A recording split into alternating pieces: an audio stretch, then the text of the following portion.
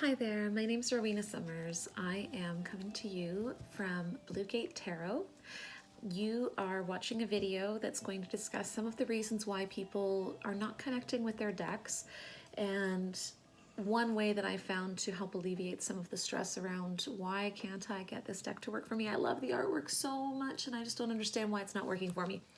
So this video is going to be about showing you some of the altered decks that I have done, some of them more so than others, and give you some ideas of what you can do to personalize your deck, give it a little bit more flavor of what you think it needs color-wise, even the style and shape of the cards, and mainly trimming borders and backings. So first of all, I wanted to talk to you about why you might feel the need to alter one of your tarot decks. The main reason that I've had issues with my tarot decks in the past has been because I am an empathic intuitive tarot reader, and that means that I rely heavily on the visual cues in the cards to elicit some emotional response in myself, and my intuitive side picks up on those emotions and cues into it as if I am being told that I'm thinking about the right kind of line of thought. So when I do my readings, if the cards are not communicating with me in a clear manner, I find that I spend too much time focusing on one aspect of the cards instead of the whole picture.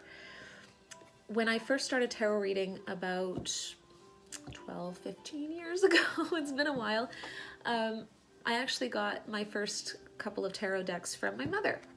She also has some gifts of the spiritual nature, but she did not connect to tarot the way that I felt I have connected to tarot over the years.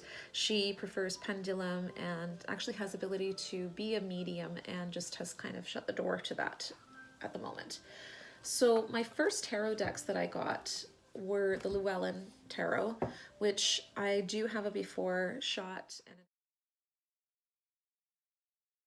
but this is my Llewellyn deck. And when I first got it, I mean, the imagery is so beautiful. There's just such a nice forest story to this deck, and some of the pictures, they speak to me on so many levels. They're bright, they're colorful. I love the watercolor style of artwork. And being an artist myself, I do paint. I appreciate the work that goes into decks like this. But I was also quite drawn to the backs of the cards. They had a very earthy, mystical appeal that I didn't want to lose, but I knew I was going to be sacrificing a certain amount of that by altering the deck. Now, to be perfectly honest, I tried working with this deck for years, and I mean years. I was just terrified because I did not want to change anything about the deck. I didn't want to destroy the artwork. I just didn't want to risk it because these cards were very special to me. They were my mother's, and I wanted to respect that. But at the end of the day, if they're not working for you, then you have to do something, either find another deck or try and find a way to help them integrate more fully into your way of reading.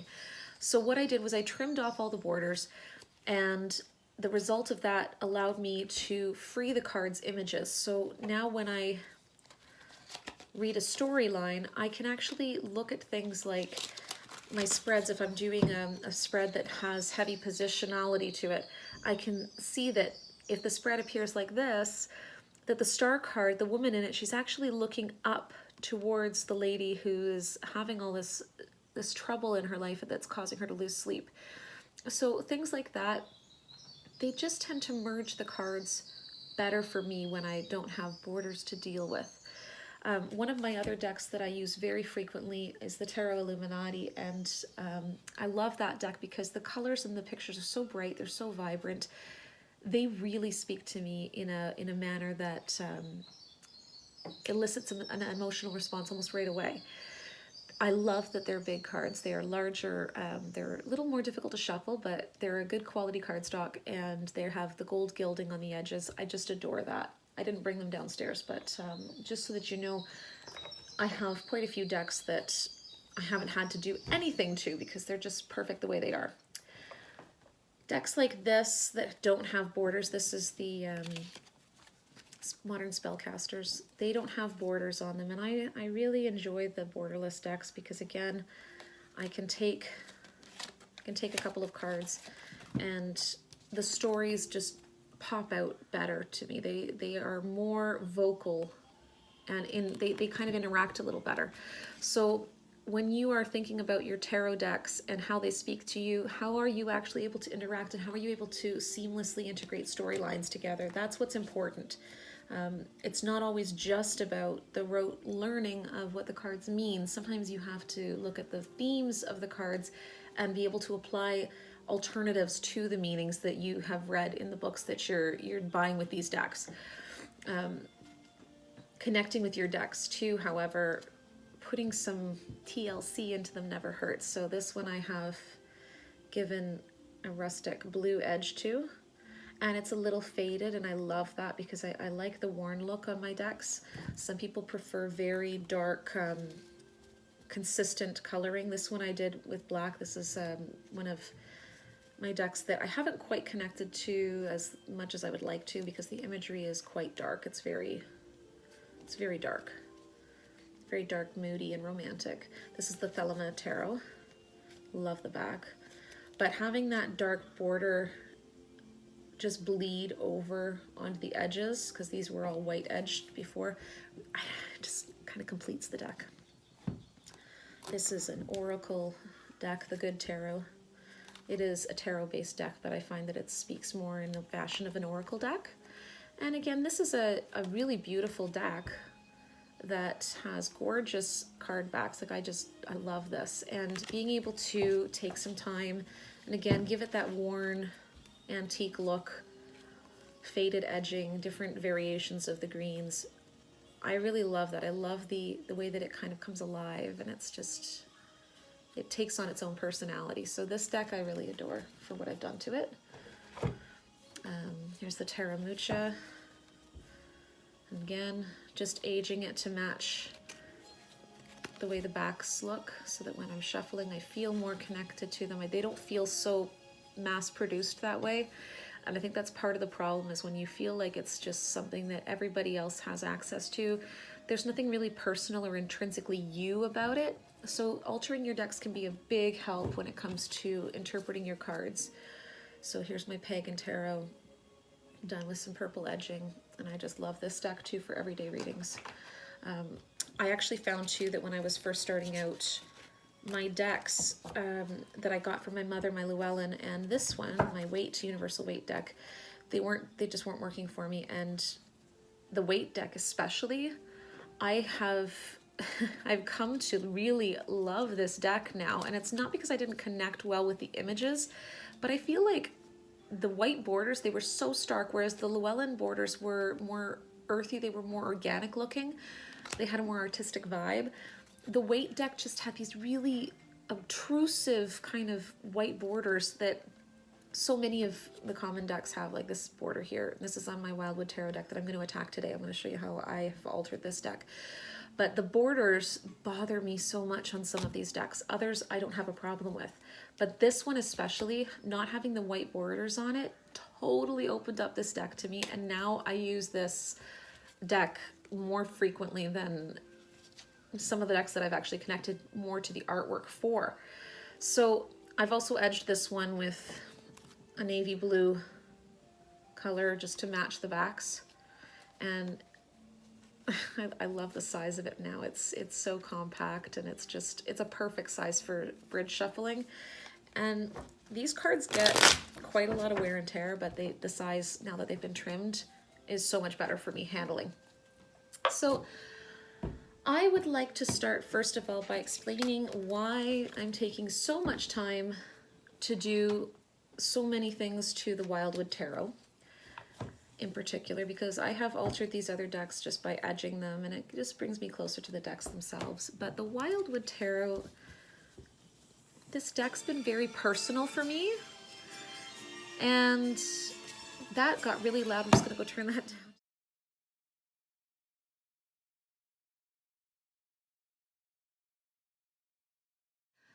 Okay, So the real reason for this video is to talk to you about one deck in particular that I have totally transformed, and it's still not even done to this point, but I doubt that anyone's going to want to take it quite to the level that I plan to take it to.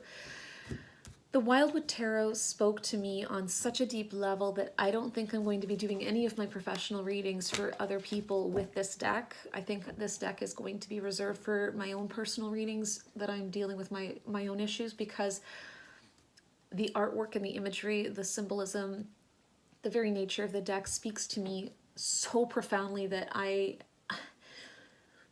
just can't bring myself to read for anybody else with it. That being said, I'll just show you some of the images in case you haven't seen the deck. Some of the beautiful artwork. The star, I just love it. King of Bows, like look at this with the snakes. Oh, this one's beautiful. The Seven of Stones, which is a card around healing power. I just love it. The mirror for the moon, and oh God, the mirror. It's just such a perfect way of characterizing it. The Green Man we have here. Let me see if I can find a couple others that I just really love. Oh, the Six of Stones. I love this particular card. We have the beehives that have been unattended to, and these poor struggling people, and they're talking about exploitation in this, and there's so much wrapped up in this card that I have cried a couple of times when I've got it in a reading, because I just feel so deeply connected to what it's trying to say, and it's just not a kind emotion. It's very hard to handle. I had trouble with this deck when I first got it because of the borders, primarily. It's not that the borders are making it impossible to read with the deck for me, but what it's doing is, again, cutting off the storytelling facet of it for me. I get distracted, and I find that the images become too disjointed. They don't fluidly interact with one another. So what I did was I took the borders off, and here is a comparison. Oops. Here's a comparison of the borderless card to the one that originally has its borders on it. And yes, they are quite a bit smaller, but the deck itself has gotten to be more manageable in size as well. Oh, I love this card. Isn't that beautiful? Oh, just gorgeous. In addition to trimming the borders, I also had a bit of a hate on for the backs of the cards, because as soon as I trimmed the borders, something rather sad happened. And I'm just using this. This was the extra card that came with the deck. They have this nice tree on the back that's a reversible tree, and it's got, I've already colored in some of this one, but I'll tell you why in a minute. It has this reversible Celtic knot tree that's quite beautiful, but because the borders have a physical linear border on them, the second that you trim it, you end up having to deal with the fact that if you want to keep the title on here, your backs are going to look so ridiculous, because you're going to have one line on the bottom and all these other three are gone. So part of when you're trimming your decks, you have to take into consideration is what you're going to end up doing to the backs of your cards. My Llewellyn deck, I had to bite the bullet on this, because now if I want to keep this portion of the card where the names are, I'm sacrificing these two little ornamental decorative touches, and that's what the card would look like. But I also just don't appreciate the card being that small, because it doesn't feel right in my hands. So I kind of decided, you know, I'm just going to leave it and keep it larger. It doesn't bother me too much. It's not as reversible this way, but I don't always work with reversals. And in this deck's case in particular, I rarely work with reversals. So the reason that I'm showing you the backs here being colored is that when I went to do what I'm about to show you, I picked up some contact paper, and this is what happens. So I put a little piece of contact paper on here, and I'm going to show you a picture that you might be able to see this better. Because of the stark contrast between the white and the dark green, you actually can see the outline and the little lines here of the card. You can see it through the contact paper. What I was going for was this. I wanted a nice, clean wood back to my cards. It just goes with the name, Wildwood Tarot. I just think it's beautiful. And I spent a good week looking for the right kind of contact paper because I didn't want anything too heavy. I didn't want to make these cards so bulky that I couldn't even shuffle them comfortably anymore. But I also didn't want to pay $30 for a single roll of contact paper in the designer market. So I went on Amazon and I was looking around for ages, and every time I came across this really beautiful kind of wood grain contact paper, I would be looking at the price and thinking, I can't justify buying a roll of this for almost the cost of what these cards were charging me for. So I put it on the back burner for another week, and I was at Dollarama and I found this for $1.25. Yay! And it's really neat because when you open it up, this particular, I'm gonna get it. This particular contact paper actually has the board lines drawn on it for you, and it allows me to really easily cut without worrying about the direction of the wood grain and place the card backs onto it. So if you are going to do something like this where you have a definitive pattern to follow, oh come on, I hate tape. This is so frustrating.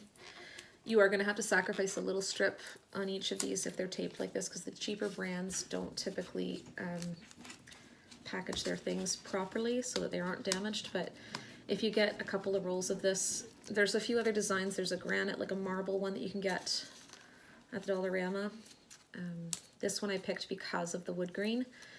But once you've found your paper, you have to take a look at how, when it's rolled out, it looks, because this particular stuff in the wood grain, if I had not found out that it was able to neatly go in each of the little rows, each of the card sizes fits, I may end up with some really weird looking card backs. This one I love because it's quite spot on with the size of the cards to begin with. So when I trim it after the fact, I'm not sacrificing anything. So what I first like to do with the contact paper is get it completely rolled out like this. Some complaints I've seen from other people who've used contact paper to give their cards some new life or some more stability or just a new look is that the cards tend to bend. And I think a lot of that depends on the quality of contact paper that you use. The cheap stuff, oddly enough, I think works better. But it also has to do with the fact that it's tightly rolled up. So I unrolled it and then rolled it back on itself. And it doesn't matter if it bends a little or crinkles in the process, because once it's stuck on the cards properly, you're not going to have that problem with creases or anything like that. Hopefully no bubbles either, and I'll show you how to avoid that. And you just put a couple of elastics on this and let it sit for a day. And then when it's done, you have a nice long sheet that you can cut into strips the size of your tarot card's width. So I have a pile of them over there, and it's just a slightly bigger, maybe spot on in some cases, than the size of the tarot card. You can even go a step further and start cutting the strips into the size of the card itself, lengthwise. Either way, I recommend cutting all of your strips first, cutting them into their little sections after that, so that you don't have to stop after each card to get your materials again. It goes a lot faster if you do everything all at once. So you can get that prepped, and then once your contact paper is uncoiling itself overnight, you can take that time to color in the backs of your tarot cards so that they're not so starkly contrasting. Especially if you're using a cheaper contact paper, that is going to show through. So I've just taken a Sharpie and literally sat there for probably about 3 hours it took, just coloring it in. And it doesn't have to be perfect. It's just taking the constant pressure off your eyes that you're seeing shadows under the contact paper, and this is what you're left with. So you have a full deck of cards that are much closer to the true tone of the overall card back. So if you have a deck that's like this, you'll be coloring in pretty much the entirety of the card. Like you'll be coloring in here, all of those lighter spots you'll need to color in. If you have a deck like this, you'll be coloring in each of these little ornamental designs, and you'll color in this. This deck, again, lots to do, but card backs like this, I don't think there's really much need to change it unless you're having trouble with trimming the borders. If you're trimming borders off this deck, I'm not really sure why you're doing it, because there's already no border on the front. But if you wanted to trim it down for size, maybe you have discomfort in shuffling. Some people have some physical problems that make it harder for them. You really just have to be careful that you're not trimming off too much of the borders on the back. But if you want to replace the whole back and do something like this, you just have to be mindful of the fact that you're going to need to color in all of these little designs, okay? So once all of that's done and you have your stack of cards, you're ready to go, this is when you're going to start placing your contact paper on. So what I'm doing right now is I'm just going to do this on my guillotine cutter. Okay, so we're going to take our contact paper and we're going to place our tarot card on it just to get an idea. Rough estimate, does not have to be perfect. If you are trimming your edges off of these, you really don't have to be perfect about it. There's no sense in trying to get the straight edges because you're going to be trimming them off anyway. It's not a big deal. I'm going to place my tarot card down, face down on my work surface, and it needs to be a very clean one. You don't want any crumbs, you don't want any dust, you don't want anything to get caught on the contact paper, because that's how you create bumps, imperfections, bubbles. Ugh, not so nice. So what I'm going to do is I'm going to peel back a little bit of the contact paper backing, and I'm going to leave it on. This is really important to get rid of bubbles. And I'm going to have a little credit card here ready to go, and I'm literally going to drag it, so nice little sweeping motion till it catches on the card's edge, and then I'm going to position it so that it's somewhat straight. Now you can't see what I'm doing here, but I'm just pushing down like this just to get it tacked on there. Take my credit card at a 45-degree angle, hold this part down, this end of the card, just so that it doesn't shift, and you're going to very carefully see how my contact paper is bending under the card. It's going to peel itself off for you. You're going to hold it at a 45-degree angle and just push your contact paper all the way up the card until you feel that little lip where your credit card slides off and it catches here. Okay? And I give it a nice good rake over again, smooth it, push down really hard, and then I just pick it off and lift the card up. So as you can see, it's on the back here, quite sturdy. I'm going to take it and I'm just going to reflect it on the light so I can see if there's any bubbles. The odd time that I've done this, I've gotten a couple of little bubbles. I just peel it back till I hit the bubble, and then I smooth it out again from as close to the bubble as possible all the way out. So if you have bubble problems, go from the middle out. Don't go from top to bottom like this. Go from the middle out in all directions, and that just helps to keep the card from bubbling again. So you can just keep doing this. I'm going to do a few more here before I show you how I'm going to cut them. Again, rough cuts. Card face down on a smooth surface with no dust, no particles. I'm peeling back a little bit, and then I'm going to just drag until I get to the lip of the card. I'm going to press it down, and then I'm going to start 45-degree angle pushing with my credit card along to the very end. The backing just flakes off quite nicely. Okay, and then I'm going to peel it back. Depending on the surface you're working on, you want to be very careful that you're not tearing the contact paper, as I just did here. I caught it before it was too late, but if you tear it past the edge, then you really kind of have to start over again. And when you peel your contact paper off your cards, if you've made a mistake, go very slowly so you don't damage the card backs. And Another little tip, never take your credit card and drag it across the top. Okay, the front facing where your image is, do not do that. You can dent your paper, you can do some damage to the image. Always do it on the contact paper. It's durable, it's plastic, it's designed to take it, and the likelihood of you scratching it is so slim. You just need to make sure that you're doing it at a 45-degree angle again with equal pressure, and you should not have a problem. So once you've done that to all of your cards, you'll have a nice sticky little deck, much bigger than this obviously, but you'll have them all together here. And this is where it's going to be tricky. If you do not have a guillotine press, I highly recommend you get one. A guillotine press, a guillotine cutter, I can't talk today.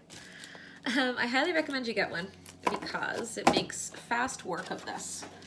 Now I'm going to turn it around the right way because I was using the other side before. Mine has a little safety latch on it, so I have to unhook it and then it'll push up. My arm, the swinging arm is really, really sharp. Be very careful if you have not used one of these before. Really read the directions, make sure you know what you're doing with it. This is where you will start cutting your cards. So this takes a little bit of practice. I also would highly recommend that when you're cutting, you take a few times of, take a few practice shots on something else that you don't care about, either your extra card or photocopy the deck itself, like photocopy a few of the cards and practice on the photocopies first. This way you can even make marks physically. You can put a little permanent marker mark where you need to be lining your cards up. If you have really keen eyesight and you don't have problems with lining things up, you can eyeball it and usually get a pretty good cut. Not everyone can do that, so just make sure that you practice first to see if it's something that you can handle, because if you make a mistake, you're kind of stuck with that size for the rest of the deck. Once you've made your first two cuts, check to make sure that you're happy with the size and the direction it's going, okay? Because if you need to trim a little more, you can.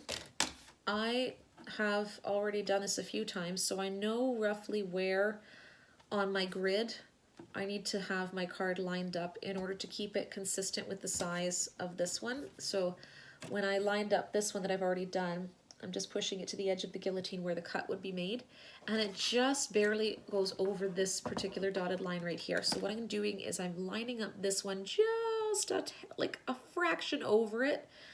You can always take a little more off if you need to. Better to have more than less.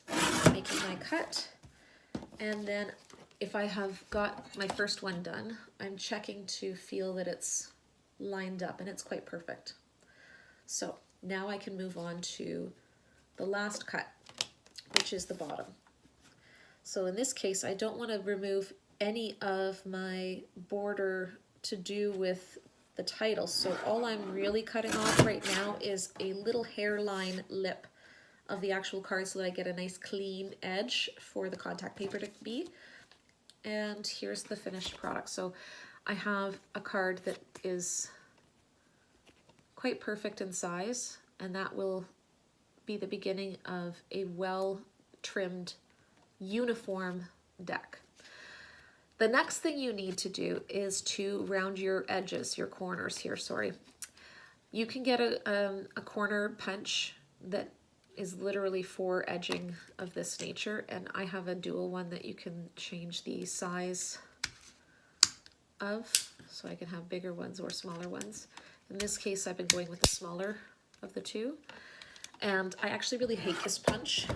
If I wasn't so impatient and didn't want to get this deck done as quickly as I do, I wouldn't be using it. I would buy a new one. It doesn't give me quite as perfect corners as I would like. I often find that it also makes mistakes, and I've had to correct it manually with my scissors, like here, because the contact paper didn't quite take to it. I have to trim off a little extra contact paper, but overall it gets the job done. And if you're patient with it and you don't rush and you just check your work, I also like to go over the corners again with my credit card,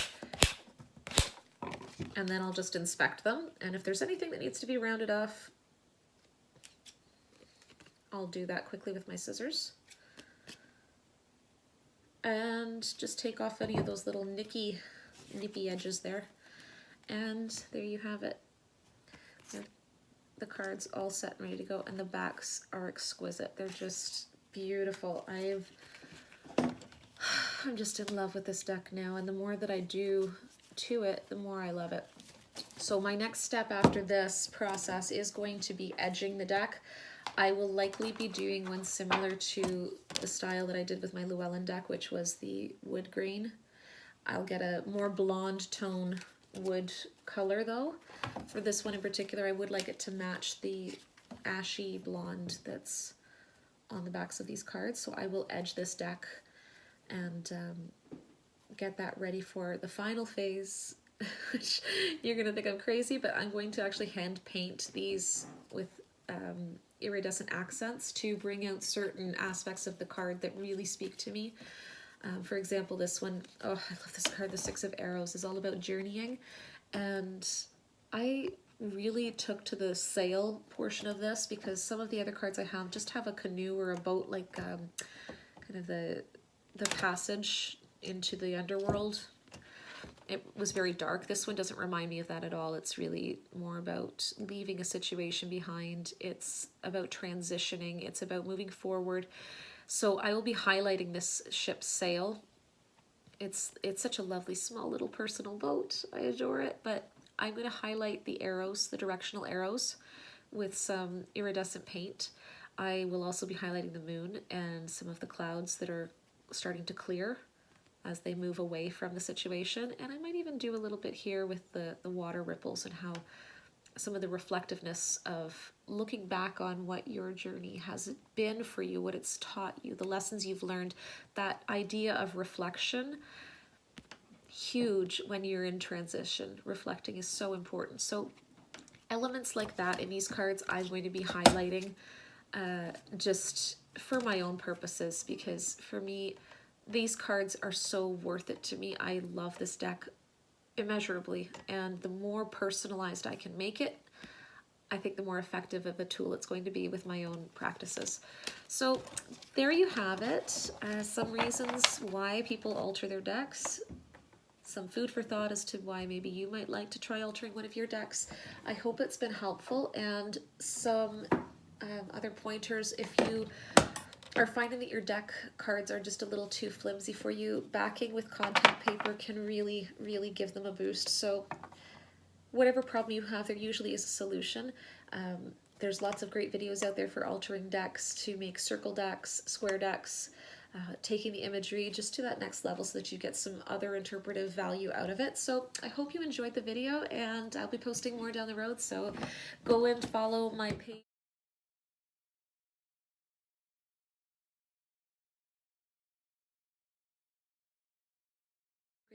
Bluegate Tarot on Facebook. I'm also on Instagram, and you can also join the group Bluegate Tarot Circle on Facebook, and there we post all kinds of things, more videos like this about working with tarot cards. You'll also see the daily draw cards, which are just little inspirational boosts for your morning. Either way, I hope you enjoy your journey with the tarot decks that you have, and if they aren't working for you, don't be afraid to dive in and really make them your own. Have a great day, everyone. Blessings.